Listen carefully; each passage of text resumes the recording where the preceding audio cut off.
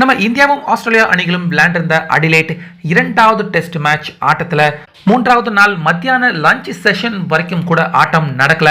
அதுக்கு உள்ளேயே நம்ம இந்தியா ஆல் அவுட்டும் ஆகி அதுக்கப்புறமா ஆஸ்திரேலியா அவங்களும் எடுக்க வேண்டிய டார்கெட்டை எடுத்து 10 விக்கெட் வித்தியாசத்தில் மோசமான படுதோல்வியை நம்ம இந்தியா இந்த இரண்டாவது டெஸ்ட் மேட்ச் ஆட்டத்தில் ஆஸ்திரேலியாவுக்கு எதிராக இப்போ அடைஞ்சிருக்காங்க. இப்படி இருக்க ஆட்டம் முடிஞ்சதுக்கு அப்புறமா போஸ்ட் மேட்ச் பிரசன்டேஷன்ல நம்ம இந்தியாவின் தோல்வியை பத்தி கேப்டனான ரோஹித் சர்மா அவர் பேசியிருக்காரு.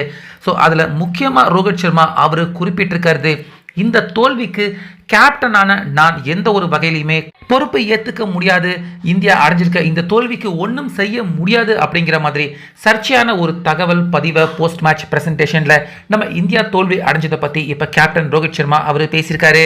ஸோ அப்படி ரோஹித் சர்மா அவர் முழுசா அந்த போஸ்ட் மேட்ச் பிரசன்டேஷன்ல அவர் சொல்லியிருக்க விஷயம் என்ன அப்படின்னு பார்த்தீங்கன்னா, நம்ம இந்தியா இப்போ விளையாண்டிருக்க இந்த டெஸ்ட் மேட்ச் ஆட்டம் பகலிரவு டே அண்ட் நைட், அதுக்கப்புறமா பிங்க் பால் டெஸ்ட் மேட்ச் ஆட்டமாகவும் நடந்திருக்கு அப்படிங்கிறது நம்ம எல்லாருக்குமே தெரியும்.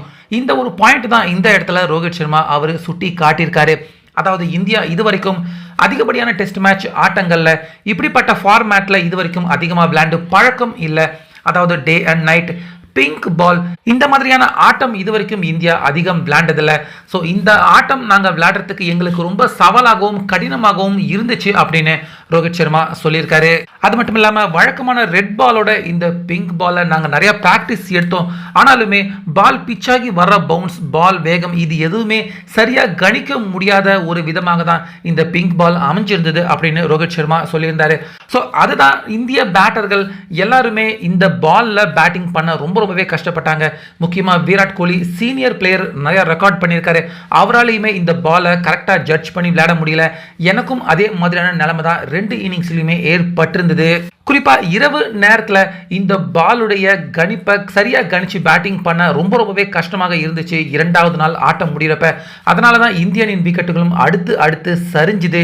ஓரளவுக்கு பேட்ஸ்மேன் செட்டில் ஆகிட்டா கண்டிப்பா இரவு நேரத்தில் பிங்க் பால்லையும் விளையாடலாம், ஆனால் நாங்கள் செட்டில் ஆகிறதுக்கு கூட நேரம் கொடுக்கல ஆஸ்திரேலியா போலர்கள். அதனால தான் இரண்டாவது நாள் ஆட்ட இறுதியில் அடுத்தடுத்து இந்திய அணியின் பேட்டர்கள் எல்லா விக்கெட்டுமே போட்டுன்னு விழுந்தது அப்படின்னு ரோஹித் சர்மா சொல்லியிருக்காரு.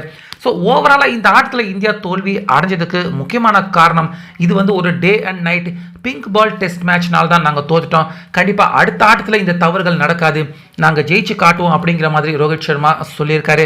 ஸோ ஓவராலாக ரோஹித் சர்மா தான் மேலே எந்த தப்பும் இல்லை, இது ஒரு day and night pink ball test match, அதனால் இந்த ஃபார்மேட்டுக்கு சரியாக இன்னும் இந்தியா பிளேயர்கள் செட் ஆகலை, அதனால தான் தோல்வி அடைஞ்சிட்டோம் அப்படின்னு ரோஹித் சர்மா சொல்லியிருக்காரு. ஸோ இந்த கருத்தை, இந்த விஷயத்தை உங்களால் ஏற்றுக்க முடியுதா? இது சரியா தவறா? உங்கள் கருத்தை சொல்லுங்கள்.